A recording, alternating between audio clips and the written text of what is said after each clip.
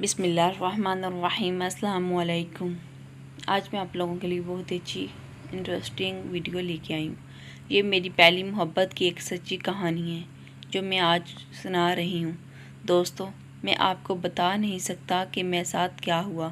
جو میرے ساتھ ہوا ہے وہ اللہ کسی دشمن کے ساتھ بھی نہ کرے۔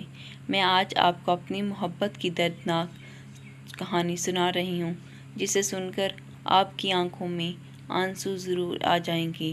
میرے گھر کے سامنے ایک لڑکی رہتی تھی جس کا نام سعدیہ تھا۔ بہت خوبصورت تھی، گورا رنگ، لمبے لمبے بال، گلابی ہونٹ، نیلی آنکھیں ایسی کہ ڈوب جانے کو جی چاہے۔ اس کی ہرنی جیسی چال تھی، جب وہ چلتی تو بندہ دیکھتا ہی رہ جاتا۔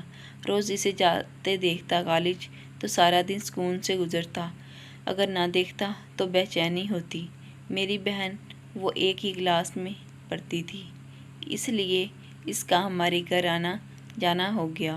وہ میری بہن کے ساتھ بیٹھ کر باتیں کرتی، لیپ ٹاپ پر کام کرتی رہتی اور مجھے کھڑکی سے چھپ کر اس کا دیدار کرتا رہتا۔ وہ مجھے دیکھتی تو اگنور کر دیتی۔ پھر ایسا ہوا، آہستہ آہستہ اس نے مجھے دیکھ کر مسکرانا شروع کر دیا۔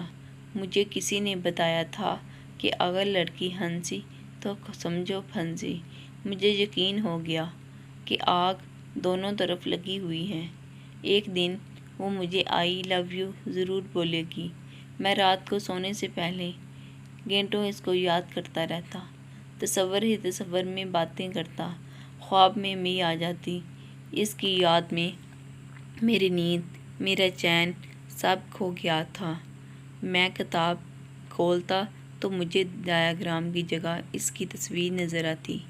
وہ جب آتی تو میں دروازہ کھولتا، وہ مجھے دیکھ کر مسکراتی اور شرم سے نظریں جھکا کر آگے چلی جاتی۔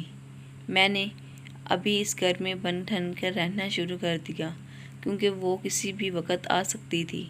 مجھے گندا دیکھ کر، گندے کپڑوں میں بڑی ہوئی شیپ دیکھ کر کیا سوچتی، میں سمجھ نہیں آ رہی تھی کہ اسے آئی لو یو کیسے بولوں، کیونکہ وہ اسی وقت آتی تھی جب میری بہن گھر ہوتی تھی۔ مجھے ایک دوست نے مشورہ دیا کہ اگر خون سے خط لکھو، وہ تمہارا خون سے لکھا ہوا خط دیکھ کر تڑپ اٹھے گی۔ میں نے سوئی سے اپنا خون نکال کر کاغذ پر آئی لو یو لکھ کر دیا اور خط سنبھال لیا۔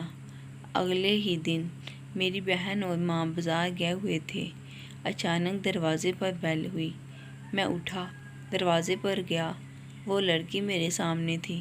میں نے اس کو دیکھا، اس نے مسکراتے ہوئے مجھے دیکھا اور آنکھیں نیچے جھکا لی۔ اس نے تھوڑے توقع کے بعد پوچھا، میری بہن گھر میں ہے؟ میں نے کہا کہ نہیں۔ اس نے شرماتے ہوئے کہا کہ آپ سے ایک ضروری بات کرنی ہے، کیا میں اندر آ سکتی ہوں؟ میں اندر آ سکتی ہوں؟ یہ سنتے ہی میں ہواؤں میں اڑنے لگا۔ مجھے اپنے پیار کی منزل قریب نظر آ رہی تھی۔ میں تصور میں کھو گیا، میں خیالوں میں ڈوبا ہوا تھا۔ اس کی آواز نے مجھے جھنجھوڑا کہ اندر آ سکتی ہوں۔ راستے سے ہٹ گیا، میں اپنے کمرے میں آ گیا۔ وہ میرے پیچھے پیچھے میرے کمرے میں آ گئی۔